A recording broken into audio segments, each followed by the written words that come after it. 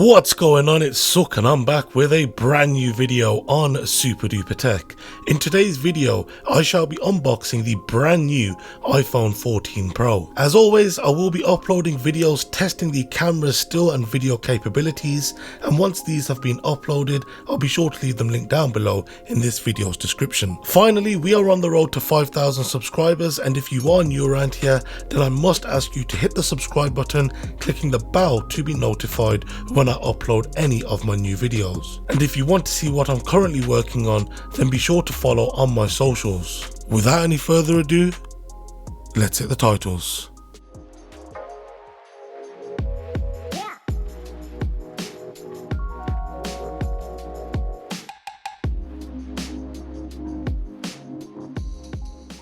So firstly, let's talk about this new model.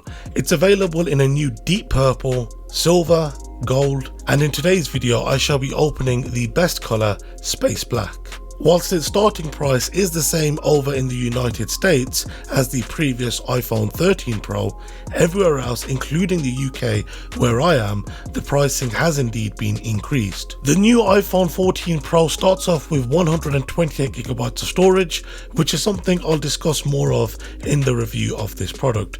But if you did need more storage, the iPhone 14 Pro can be purchased with up to 1TB of storage, which is something you most certainly want if you're looking to record video in ProRes, which these iPhones are capable of doing, though at a starting price of £1,649, an increase of £200, it's certainly something you'll see less of. We still have the pull tabs on the top and bottom of the device, which is like we had with the past two generations, and pulling these away and lifting the lid reveals the device, and I have to say that under the studio lights this colour really does look quite nice, and the stainless steel band is also quite shiny. I'm sure it's going to be a fingerprint magnet. But placing this aside, we get our first look at the included bits and bobs, which really is not much. Firstly, we now have our standard USB-C to lightning cable, which is sadly not braided or colour matched like we've seen with the new iMac models.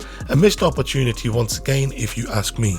We then get our included paperwork, which is tiny and no longer has details on your 1-year limited Apple warranty, as this can now be found in the settings app. Anyway, you get your SIM card ejection tool, which is something you won't see included if you're buying this device in the USA, as those models support eSIM only. There is also some health and safety and regulatory information, along with a single small Apple sticker.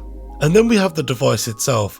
So if you would like to see this device tested and compared and then finally reviewed, then be sure to subscribe clicking the bell icon to be notified of when new videos go live.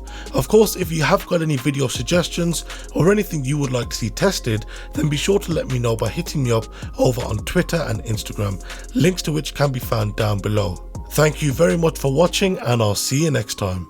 Take care and have a good one.